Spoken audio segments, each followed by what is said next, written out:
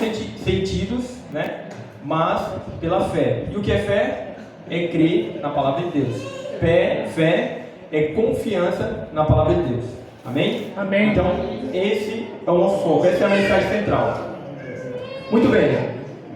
Diz assim: há uma grande necessidade de ensinar os princípios de gestão de dinheiro a partir de uma perspectiva o quê? Cristã. Então, há uma grande necessidade. A gente vai ver aqui que há uma necessidade para nós e há uma necessidade para nós passar para a nossa família. O esposo precisa passar para a esposa. A mãe precisa passar para o seu filho. Nessa perspectiva. Porque o mundo ele ensina. E a gente também precisa trabalhar isso dentro da nossa casa, dentro do nosso lar. E olha o que a gente vai ver hoje, agora nessa palestra. As 5 leis básicas, né? As 5 leis básicas da matemática financeira, da gestão de dinheiro. A gente vai ver aí a lei do salário, a gente vai ver a lei da gestão financeira, a lei da poupança, lei dos investimentos e a lei da doação. E a gente vê que a gestão financeira na ótica divina, ela vai além dos números. Ou seja, não é meramente quanto você traz para a obra de Deus. Não é meramente o valor. O Espírito de Profecia, eu não me lembro agora o livro, mas diz assim que a maior oferta, a mais vultuosa oferta, por mais que seja grande, se não tiver amor, ela é extremamente pobre. Ela é paupérrima, né? Extremamente pobre. Então, o valor não está, o foco não está no valor, mas está no que vai junto. Porque Deus amou, como quando ele leu o mundo, né? Então ele deu. Então está no amor. Uma vez que nós fomos amados por Deus, uma vez que o Evangelho nos alcançou, o nosso intuito agora é o quê? É compartilhar esse amor, né? E quando a gente traz algo para Deus, né? O que é que deve estar incluso? O amor. Então, o verso está nos dizendo que aqueles de nós que entraram em relacionamento com Deus através de Cristo, temos uma lealdade maior do que mera lealdade para gráficos, matemáticos e orientações financeiras. Ou seja, nós podemos ser fiéis dizimistas, fiéis pactuantes, né, ofertantes, mas podemos lá fora não ser fiéis em alguma área da nossa vida. E fiel em alguma área da nossa vida. Ou seja, eu posso, aqui dentro da igreja, parecer ser um fiel servo do Senhor e lá fora não mostrar isso para as pessoas. Porque o verdadeiro culto ele acontece aonde? Ele acontece lá fora. Ele acontece no lar, dentro de casa, né?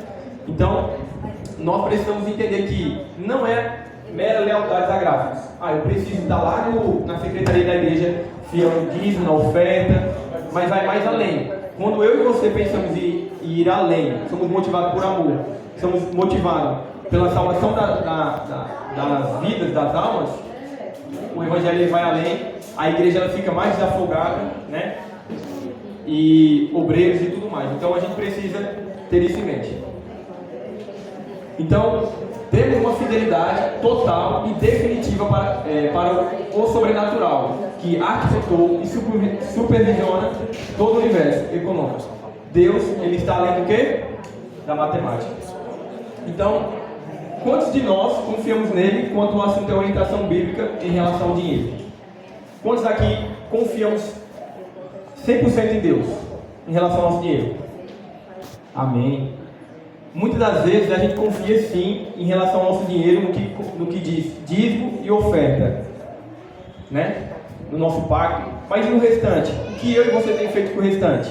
A gente sabe que o apelo de Deus, o chamado de Deus é para que a gente seja fiel no dízimo e na oferta. Mas será que eu e você temos sido fiel no restante? Temos sido bons mordomos nas outras áreas da Bíblia? Então a gente precisa refletir também sobre isso. Vou trocar aqui o microfone. Sentindo ele falhando. Muito bem. Avançando aí. Então a gente vai ver aqui agora a diferença entre a matemática pura e simples e uma atitude bíblica que vai além da matemática. Então, primeiro princípio, o princípio de remuneração. O que é a matemática financeira, a gestão financeira do mundo secular fala? Fala o quê? A matemática financeira diz que ganhar é tudo, independentemente de como é que você conquista esse dinheiro, independente da maneira que você faz para alcançar esse dinheiro. Então, quem aqui já procurou um emprego pensando no salário? E quanto vai ganhar? Fazer um concurso ou entrar numa fábrica pensando no salário. É lógico, tem as exceções, né? Mas eu acredito que quase todo mundo já pensou, talvez vai pensar. Vai se acabou? Acabou. Som, voltou. Já pensou nisso, né? Quanto eu vou ganhar? Ou pensando no salário, né? Então, muitos de nós já já pensou nisso, né? Quanto é que eu vou ganhar? Quanto é que vai ser o salário? Não em fazer, talvez, aquele trabalho, né? Com excelência. Então, ou seja, né? A gente precisa entender... Ao vivo em cores, né? Deixa eu preparar o equipamento. Então, tá claro. Muito bem. Então, eu acredito que todos nós já pensamos nisso, né? Em quanto ganhar, no salário. Mas, olha só a ótica divina. A Bíblia diz que o valor mais alto a ser ganho é o quê? É encontrar a sua vocação. Ou seja, não é sobre quanto você ganha, não é sobre quanto você tem de entrada, mas quanto você vai estar fazendo a vontade de Deus. Isso que a gente precisa ter em mente. Nós precisamos ter em mente que não é quanto eu ganho, não é quanto eu tenho de entrada, mas quanto é que eu tenho feito a vontade de Deus. Você já parou para pensar quanto você tem feito a vontade de Deus, independente da sua fidelidade, independente do valor monetário? Porque o que adianta o homem ganhar o mundo inteiro e perder a alma? Então é melhor a gente ganhar pouco e servir ao Senhor do que ganhar muito e não servir ao Senhor. A gente pode puxar vários exemplos aí, nós, talvez até nós mesmos, de que estávamos trabalhando demais e não tinha tempo para servir ao Senhor. Estávamos trabalhando demais e não tinha tempo para dar um estudo bíblico. Então, pensemos nisso, né? Na ótica de Deus. Segundo princípio, quanto gastar? Na ótica secular, o que é que eles dizem? Gaste menos do que ganha. Ou seja, é bom, é bonito. Gaste menos do que ganha. Só que isso tem um problema. Você gasta menos do que ganha, independente do que você gasta. Você pode gastar menos do que ganha, independente do que você vai gastar. E a ótica divina diz o quê? Deus, ele se preocupa com o que está atormentando você em relação aos seus gastos. Deus, ele se preocupa com todo. Ele quer sim que você seja fiel nos dízimos, nas ofertas, mas ele quer que também você tenha cuidado com o que você gasta. Como é que eu tenho administrado o restante? Como é que tem sido em casa, né? Como eu tenho cuidado da minha família? A gente conhece muito bem aquele princípio que diz o quê? Quer comais, quer bebais, ou façais outra coisa qualquer, façais tudo para o quê? Para a glória de Deus. Para a glória de Deus. Isso precisa estar interno de nós, precisa estar dentro de nós, esse princípio. Ou seja, quanto eu vou gastar? Quanto eu vou gastar o restante? Melhorou, né? Melhorou, né? Ah, pronto. Então, o quanto eu vou gastar o restante? Deus, ele se importa sim. Ele se importa com um todo. Amém? Amém. Muito bem. Terceiro princípio. Você está falando aí de uma perspectiva cristã, não é só devolver o dízimo e a oferta do restante, fazer o meu prazer, né? Meu prazer, justamente. Os demais também devem ser para a glória do nome de Deus, não é só Justamente. Então, é isso. Precisamos fazer para honra e glória de Deus naquilo que Ele pede e naquilo que Ele não pede diretamente, mas Ele pede, né? Pois ele Seja tudo tem, para a glória de Deus. tem distúrbio. Muito bem. Terceiro princípio, da poupança. Sei que o microfone Quem tá aqui tem uma afastando poupança? Quem aqui poupa dinheiro? Nesse... Aí, ó, Lavinha, né? Desde novinha já está poupando, né? Eu acredito que muitos aqui... A moedinha, né? O milheiro, o miaeiro, né? Muito bem, então... É muito importante poupar. E olha o que diz a ótica secular. Temor de que algo terrível possa acontecer em algum dia. Poupe, porque pode acontecer alguma coisa.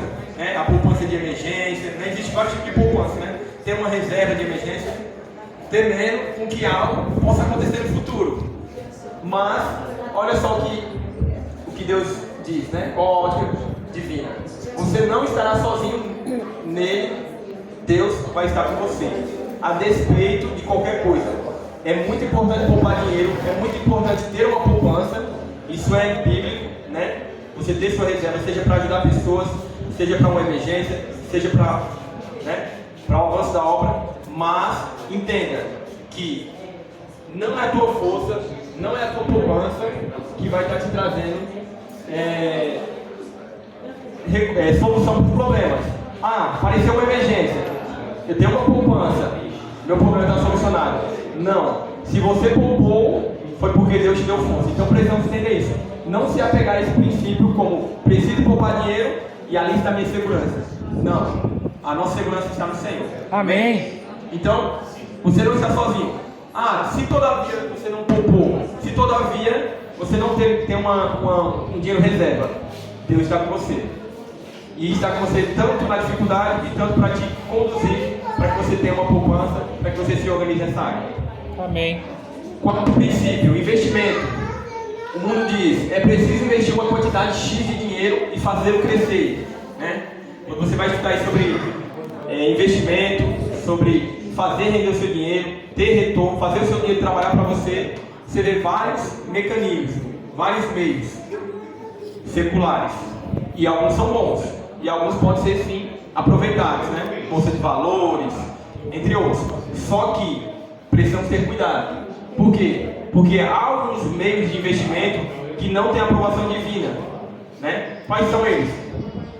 Tem vários, mas a gente pode citar o quê? Algumas pessoas estão se aventurando a apostar em casas de aposta, né? A investir, né? Investir, que isso não é investimento, em casas de aposta, as bets, entre outros, pessoas que estão pegando até a sua única renda, como Bolsa Família, né? O auxílio, para penhorar em casas de aposta, para apostar, estão devendo. Então, esse investimento é aprovado por Deus, sim ou não? Então a gente não precisa. E alguns de nós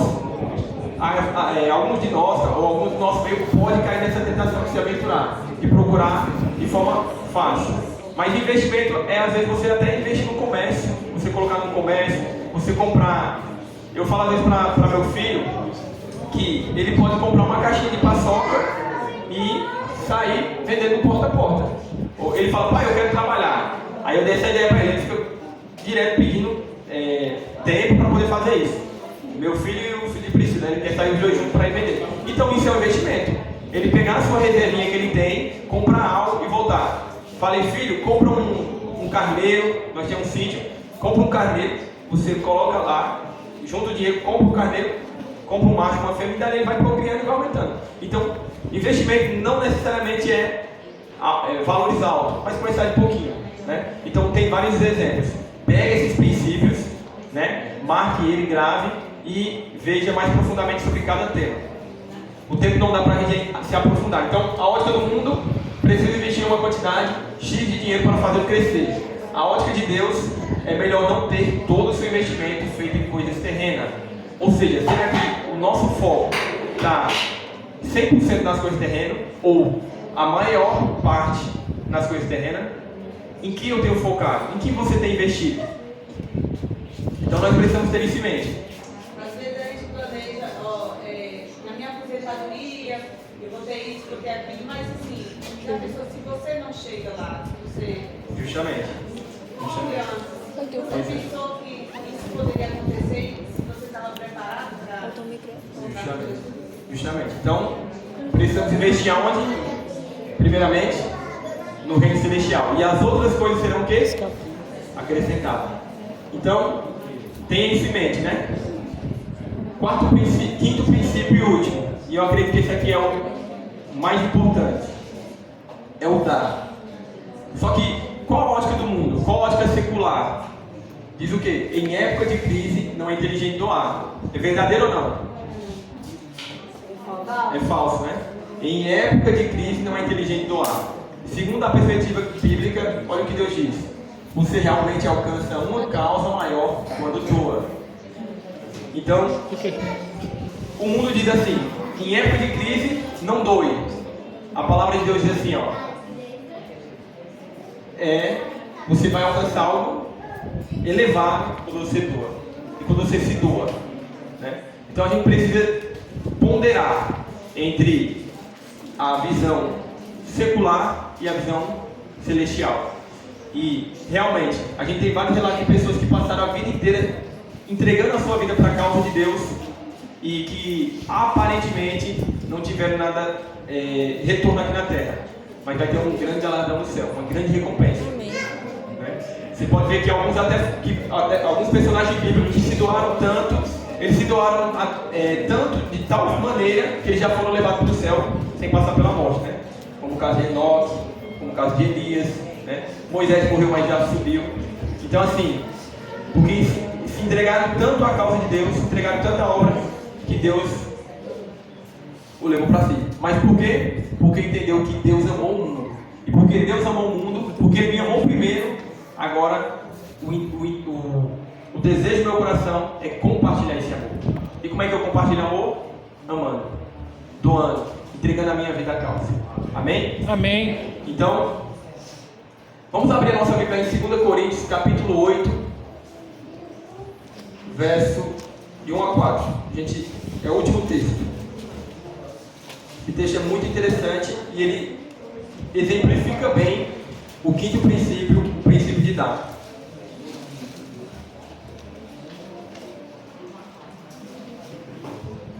Segundo Coríntios, capítulo 8. Consegue tirar uma foto quando for cantar?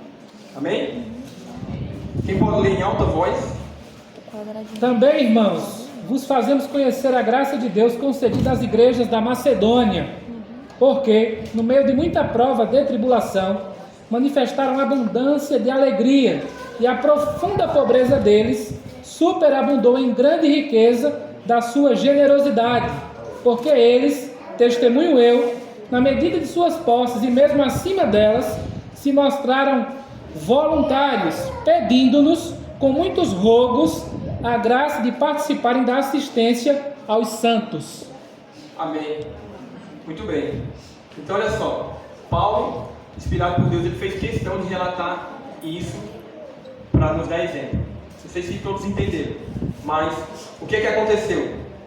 Ele fala que a igreja de Macedônia, né, as igrejas da Macedônia, naquela região, né, mesmo em meio a muita prova, tribulação, manifestaram o quê?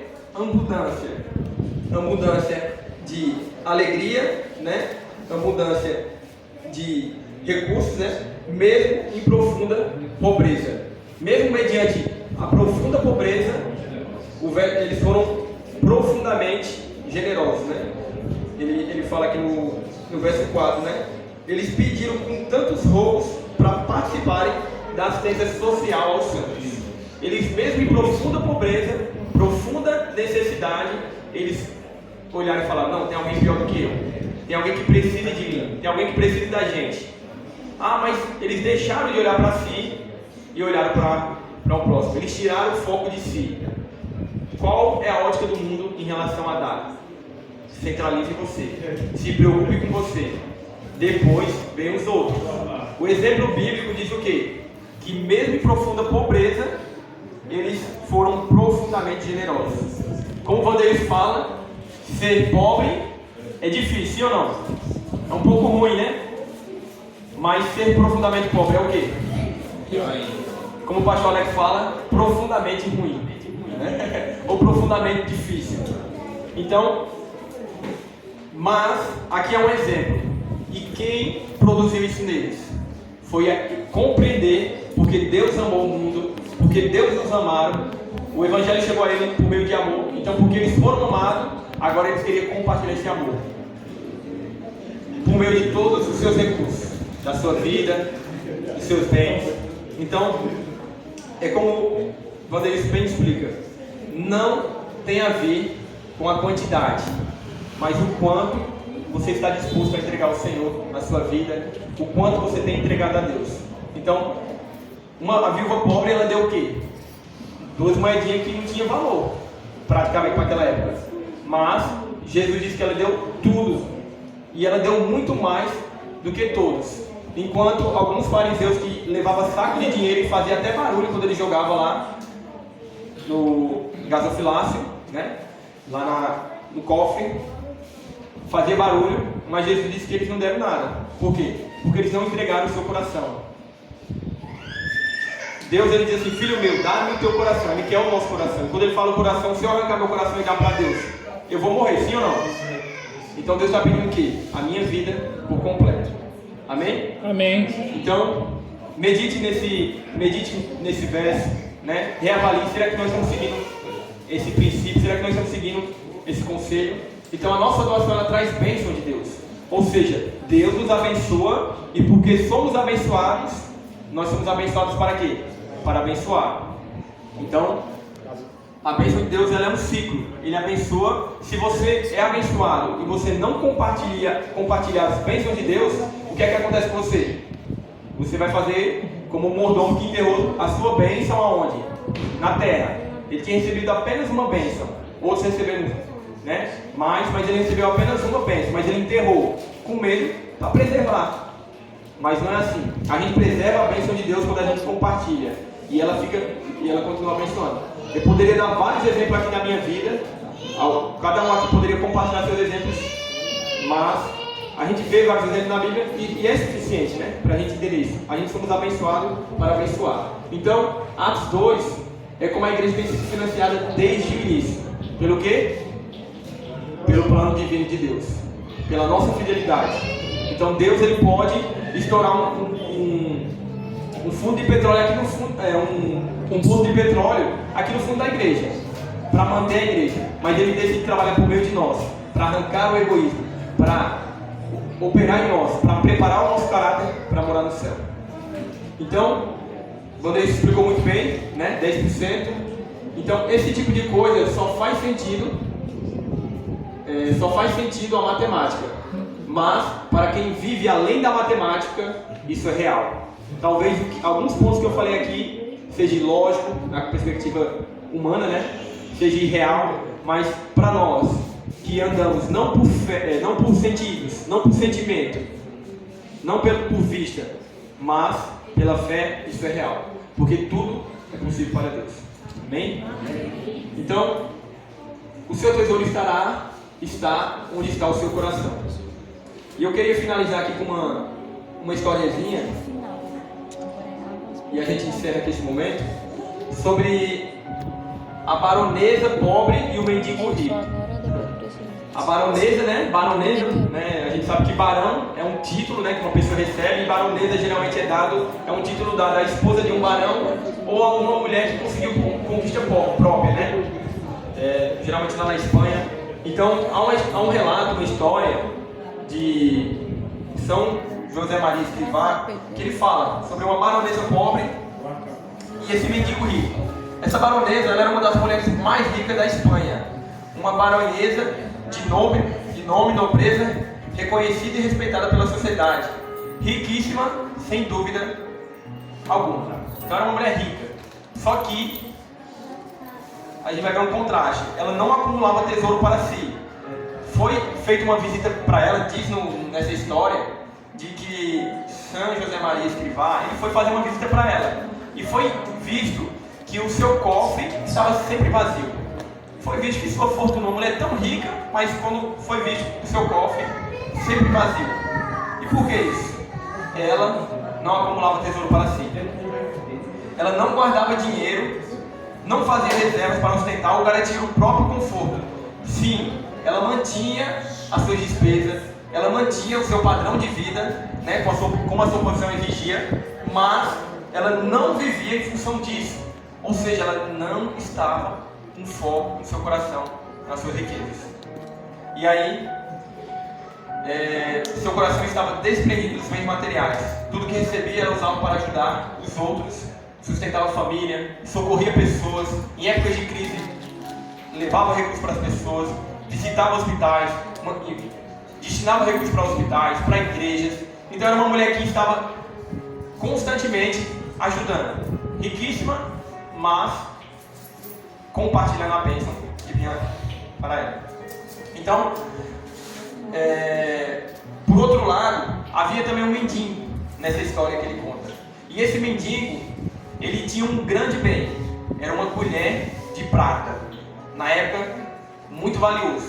Ele tinha conquistado com muito esforço aquela colher de prata.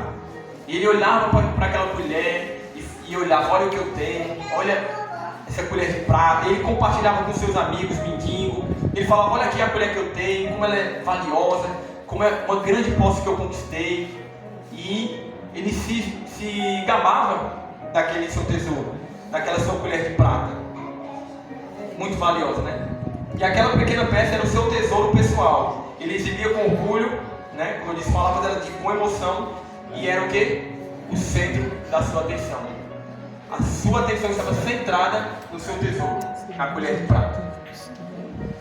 E ele não usava ela.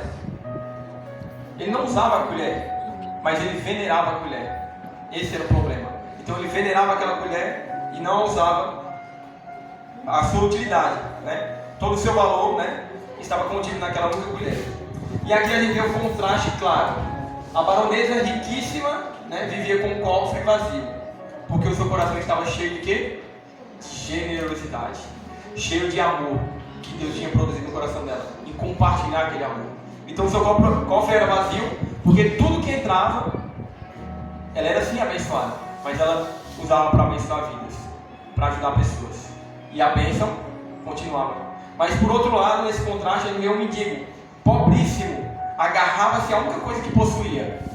O quê? A sua colher de prata. Porque o seu coração estava dominado pelo apego. E aí é onde a gente vê que as palavras de Jesus, elas ecoam nessa história. O seu tesouro está onde está o seu coração. Onde está o seu tesouro, aí também estará o seu coração. Então essa, meus irmãos, é a grande batalha. A grande batalha que nós estamos envolvidos. Eu e você estamos inseridos em um desses grupos. Ou o grupo das baronesas ricas, né? Ou do grupo do mendigo rico, né? Qual grupo você se encontra nesse momento? Essa é a nossa verdadeira luta. Os bens materiais, eles vão controlar o seu coração ou a sua alma. Ou você será livre e desprendido, vivendo com aquilo que Deus te dá, colocando tudo a serviço do bem. É uma pergunta, né? Será que nós vamos colocar os nossos bens materiais? Eles vão controlar, vamos permitir que eles nos controlem? Ou nós vamos colocar nossos bens materiais à disposição de Deus e usá-los segundo a sua utilidade para a honra e glória de Deus? Então, essa é a pergunta de Deus para cada um de nós. Você pode ter muito e ainda assim ser generoso e desapegado como a baronesa. Ou pode ter quase nada e ainda assim ser prisioneiro da cobiça como o mendigo. Então escolha hoje qual é a sua decisão. Tome hoje uma decisão, né? E siga esses princípios. Então, essa é a vontade de Deus para nós hoje. Nós vimos aí 5 leis básicas. Primeira lei, a lei do salário. Segunda lei, lei da gestão financeira. Terceira lei, lei da poupança. Quarta lei, lei dos investimentos. E quinta lei, lei da doação. Nesse panfleto aí você tem um resumo geral. Se quer se aprofundar mais sobre isso, é importante para nossas vidas, para o nosso crescimento. Se aprofunde mais e tome uma decisão hoje. Se esse é seu desejo, se essa é a sua decisão de entregar a sua vida por completo a Cristo, eu convido você a ficar de pé e a gente encerrar com uma oração.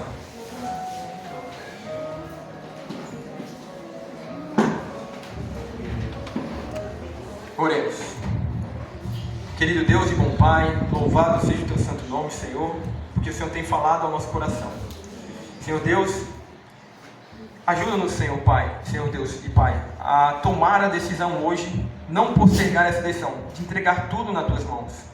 Com certeza, Pai, há alguma coisa que nos prende, alguma coisa que ainda estamos apegados a essa terra, mas tudo aqui vai queimar. E se nós estivermos apegados a isso, seremos queimados também, Senhor. Então ajuda-nos, Pai, a ser queimado com teu fogo santo, que purifica, que lapida e que arranca de nós o egoísmo, a falta de generosidade. Ajuda-nos, Senhor Deus. Sabemos que por nós mesmos temos uma tendência, uma propensão para o que é mal, para se apegar a esse mundo, mas se o Espírito Santo, o Espírito da vida trabalhar em nosso coração, e eu sei que está trabalhando nessa manhã, e nós seremos desprendidos e entregaremos tudo ao Senhor. Permanece conosco durante essa programação, continua falando ao nosso coração agora na segunda hora, e nos abençoa. É o que nós te pedimos e te agradecemos. Em nome de Jesus. Amém.